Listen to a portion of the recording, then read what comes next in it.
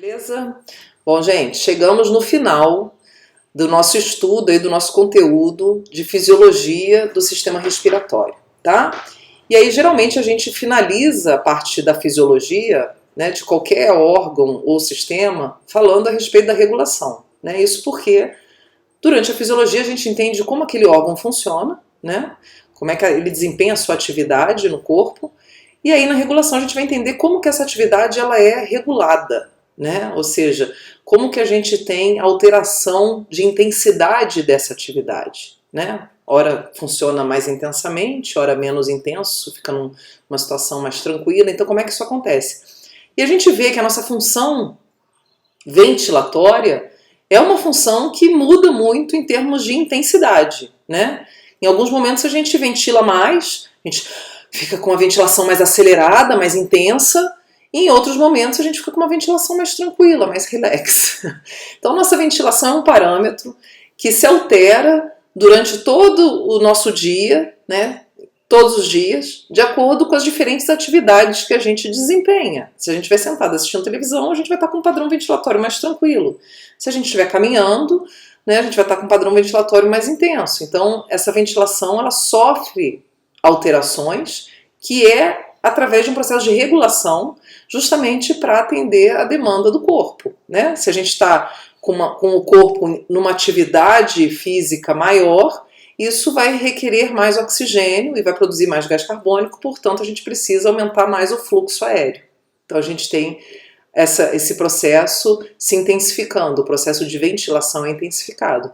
Quando a gente está tranquilo, relaxado, né, em repouso, a gente não precisa ter essa ventilação tão intensa assim, então a ventilação tende a ficar mais tranquila também.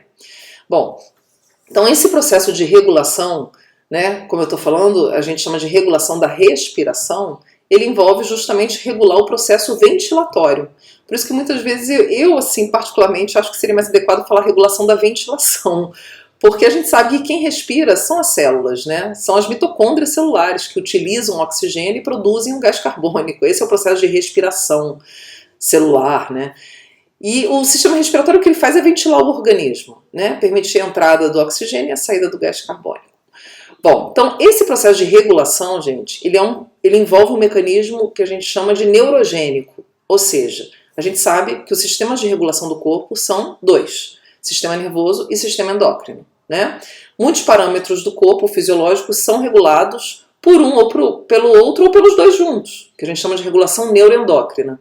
Aqui no caso da respiração, a gente vai ter uma regulação só neural. Então a gente diz que ela é neurogênica, ou seja, gênica de gênese, de origem, neuro de sistema nervoso, né? Então a gente vai ter essa regulação sendo realizada pelo sistema nervoso. Então é o seguinte, a gente vai ter elementos que estão presentes no sistema nervoso central e elementos da periferia. Então a gente sabe que o processo ventilatório envolve trabalho de músculos esqueléticos, como a gente já viu nos vídeos sobre ventilação. Então a gente vai ter o diafragma como principal músculo esquelético e a gente vai ter aqueles músculos acessórios que dão aquela moralzinha para o diafragma quando o bicho pega, né? Quando precisa de mais ventilação, a gente precisa envolver um número maior de músculos. E como são músculos esqueléticos, esses músculos eles têm a sua atividade dependendo de despolarização de nervos motores, né? Então são nervos que compõem o sistema nervoso somático, que é um sistema nervoso que vem do sistema nervoso central, nervos que saem do sistema nervoso central, tanto na parte do encéfalo quanto da medula espinhal, e vão em direção aos músculos. Então ele tem uma condução descendente, vai para baixo, né? Ou eferente. Então, esses nervos que chegam nesses músculos, eles vão estimular esses músculos mediante a um estímulo, quer dizer, um comando, vamos dizer assim, né, uma ordem determinada por elementos do sistema nervoso central. E esse elemento, gente, ele é chamado de centro respiratório. Então, o centro respiratório, ele é a central, vamos dizer assim, de comando, que determina a despolarização dos nervos motores e esses, por sua vez, vão fazer com que os músculos ventilatórios trabalhem, tá? Então, a ordem vem de cima para baixo, né, literalmente. Então, a gente vai ter o centro respiratório localizado no tronco encefálico, tá, como está aqui no desenho. Mais precisamente, ele vai estar distribuído na região da ponte, do tronco encefálico e do bulbo, onde a gente vai ter 4 áreas, que são essas 4 bolinhas que estão aparecendo aqui, cor de rosa. Então, essas 4 bolinhas são as 4 áreas que compõem esse centro, tá? E a gente vai entender como é que ele funciona. Então, vamos seguir. Então, vamos entender por que a nossa respiração muda, né, de acordo com o que a gente está fazendo. Então, tudo se inicia, gente, através dos X9 do corpo, né? Os caguetes do corpo. Quem são os X9 do corpo, gente? São os sensores que estão ali o tempo todo ó, monitorando o nosso organismo. A gente tem sensor distribuído pelo corpo inteiro, né? Eles são responsáveis pelos órgãos dos sentidos, visão, paladar, né, audição, tudo, o tato. E além disso, a gente tem sensores internos nas vísceras que monitoram diversos parâmetros. Então, a pressão arterial é um parâmetro monitorado por sensores presentes em paredes de artérias, por exemplo. A gente vai ter também a questão da ventilação dependendo da atuação desses sensores. No caso da regulação da respiração, então a gente precisa saber como é que está a concentração de gás carbônico, a concentração de oxigênio, né, o teor de hidrogênio, questão para saber o que está rolando com o pH. Como é que o nosso corpo vai ficar sabendo como é que está essas situações todas, né? Esses parâmetros, como é que eles estão? A gente precisa ter um sensorzinho que fica monitorando o tempo inteiro, durante toda a nossa vida, essas moléculas. Então a gente vai ter os chamados quimiorreceptores, ó. Então são sensores sensíveis a estímulo químico. Esse estímulo químico é especificamente gás carbônico, oxigênio e íons de hidrogênio. Então, esses sensores ficam monitorando e quando tem alteração da concentração desses elementos, eles ativam e isso leva uma onda de despolarização num nervo, um nervo sensorial de condução aferente, que vai informar o centro respiratório, ó, CO2 está subindo, tem que aumentar a saída dele. E aí a gente vai ter o aumento da ventilação para aumentar a eliminação do CO2. Ó, oxigênio está baixo, tem que aumentar a entrada, aumenta a ventilação. Então a gente vai ter esses sensores fazendo esse monitoramento continuamente.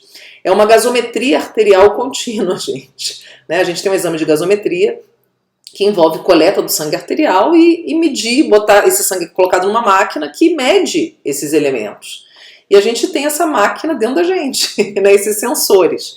Então, os quimiorreceptores eles vão ser de 2 tipos, os periféricos e os centrais. Vamos falar primeiro dos periféricos aqui. Ó. Os periféricos vão estar distribuídos no arco da aorta, da artéria aorta, que são os corpos aórticos. Esses, quando detectam alteração então, do CO2, oxigênio e hidrogênio, despolariza e isso vai produzir uma onda de despolarização que vai percorrer um nervo sensorial de condução para cima, aferente ou ascendente, e aí isso vai em direção ao centro respiratório, para informar, ó, tá rolando tal coisa. Aí o centro respiratório vai fazer o quê? Ativar aqueles nervos motores que despolarizam os músculos ventilatórios, ok?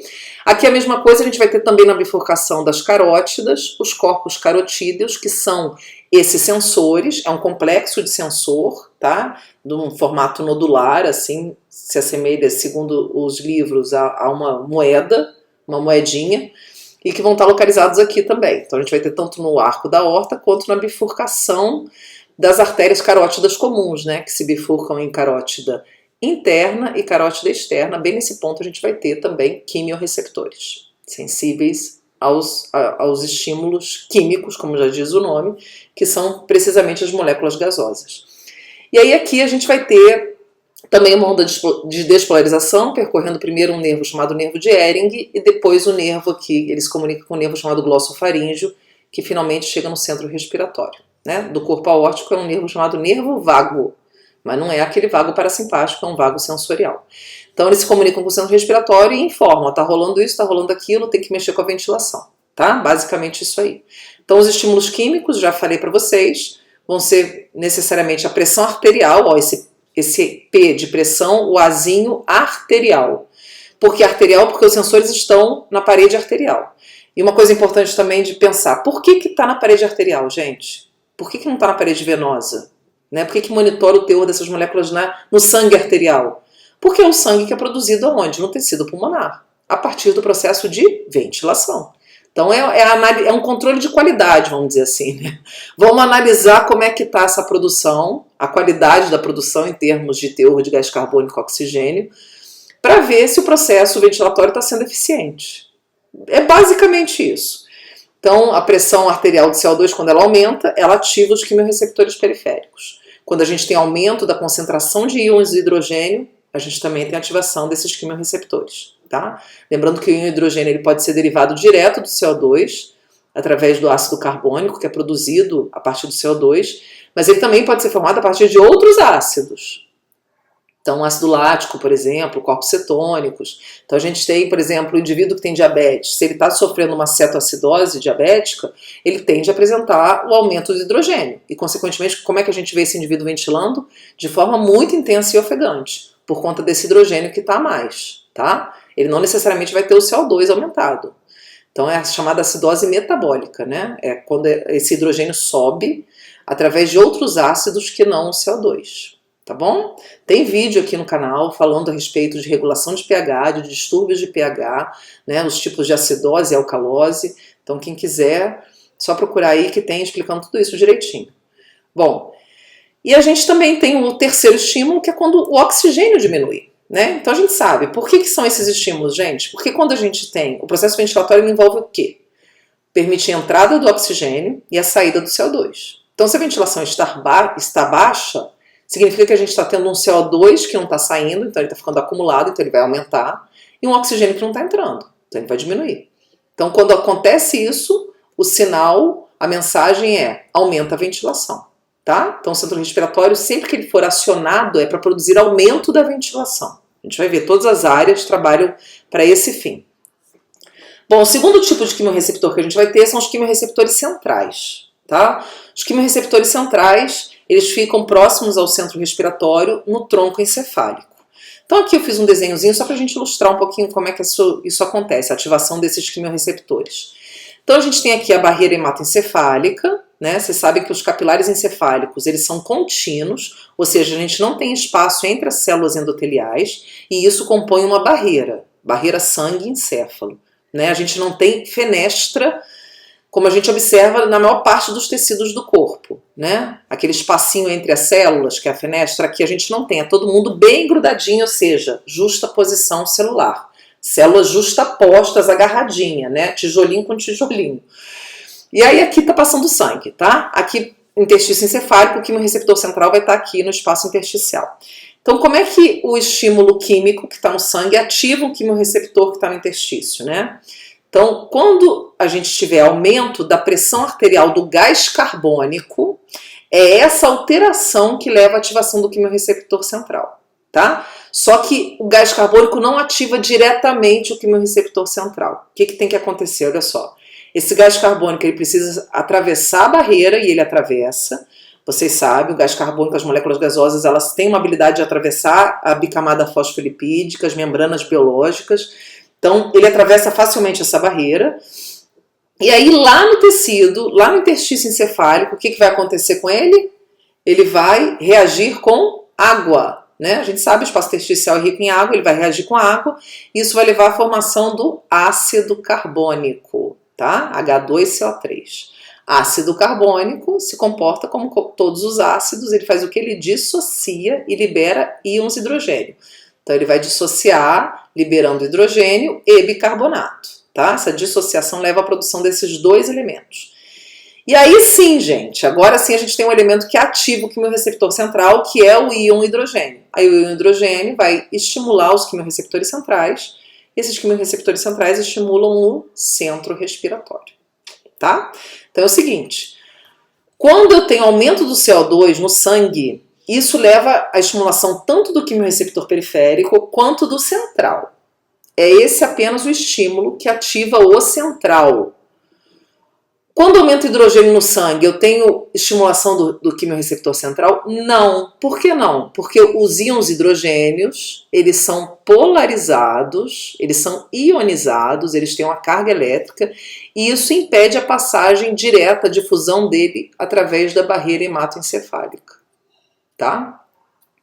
A gente só vai ter elementos atravessando a barreira hematoencefálica, elementos que não são ionizados, que não têm carga elétrica, que são apolares. Esses atravessam. E pequenininhos, né? Agora o que tem carga elétrica não consegue passar. Tá bom? Bom, gente, então aqui eu fiz um esquema assim mais geralzão de como que isso acontece. Então, olha só. Então, a gente já viu, estímulo químico, a gente vai ter o aumento da PaCO2, aumento do hidrogênio e aumento da PaO2. Então, quando aumenta o gás carbônico, aumenta o hidrogênio e diminui o oxigênio, a gente tem a ativação do centro respiratório. Então, é o seguinte, são todos estímulos. Então, a gente vai ter esses estímulos, os três, capazes de ativar os quimiorreceptores periféricos, tá? Que estão localizados aonde? Arco da aorta e bifurcação das carótidas. Lembrando aqui o seguinte, são os mesmos pontos onde ficam os baroreceptores que monitoram a pressão arterial, tá? Então tem também vídeo aqui do canal de regulação de pressão arterial, que eu falo do mecanismo baroreceptor, do sistema baroreceptor nesse processo. Então são nos mesmos pontos. Bom, gente, então enquanto a gente vai ter os quimiorreceptores periféricos sendo ativados pelos três estímulos, os quimiorreceptores centrais são ativados apenas quando a gente tem o aumento da PaCO2, tá? Então, lembrando, os estímulos químicos estão no sangue, né? Os três. Os quimiorreceptores periféricos detectam diretamente no sangue, os quimiorreceptores centrais estão lá no interstício. Então, a gente precisa desse CO2 se difundindo pela barreira, produzindo, reagindo com a água, isso leva à produção do ácido carbônico, que leva à geração do hidrogênio, tá? Bom, e aí os quimiorreceptores centrais estão lá no tronco encefálico, no tecido intersticial, como a gente já falou. Então, a ativação desses quimiorreceptores centrais e periféricos leva à ativação do centro respiratório, tá bom, gente? E aí o centro respiratório como um todo, todas as áreas muitas vezes são ativadas, isso vai levar ao aumento da ventilação. Então a gente vai ver que o centro respiratório ele é capaz de aumentar tanto a frequência cardíaca, ó, a frequência respiratória, quanto o volume que entra e sai.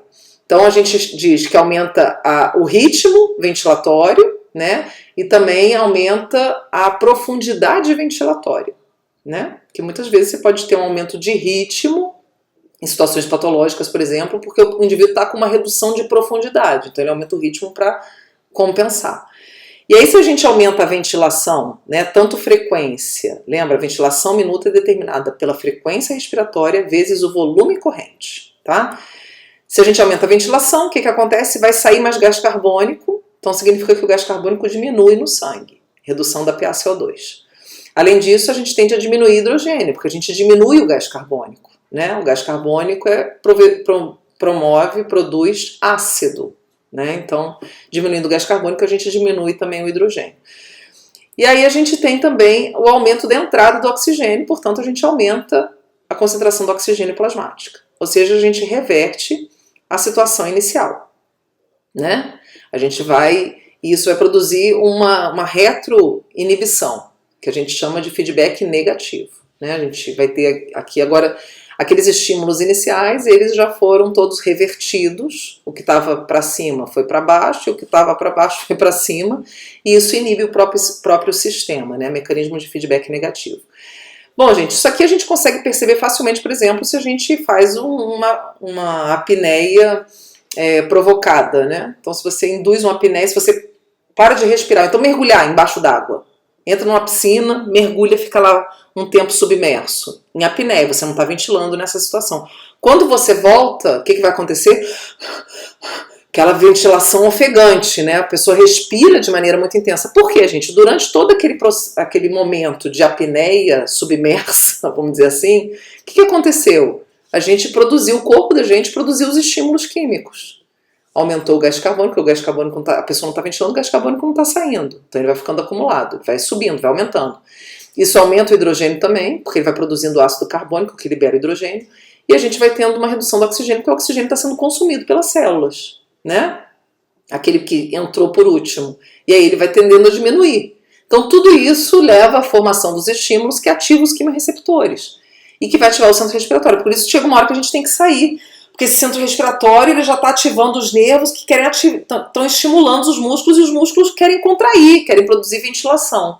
E aí a gente acaba não resistindo, ficando muito tempo. E claro que tem todo um treino para isso, né? Para conseguir, tem pessoas campeões de apneia e tudo que conseguem ficar mais tempo, mas é todo um treino tanto psíquico, que leva à redução do metabolismo, redução do batimento cardíaco, enfim. Aí envolve uma questão mais complexa. Tá ok, gente? Então a gente fica por aqui agora, né? Falando de regulação para o vídeo não ficar muito longo. E aí a gente volta no próximo vídeo acrescentando mais elementos a essa história aí. Então a gente se vê.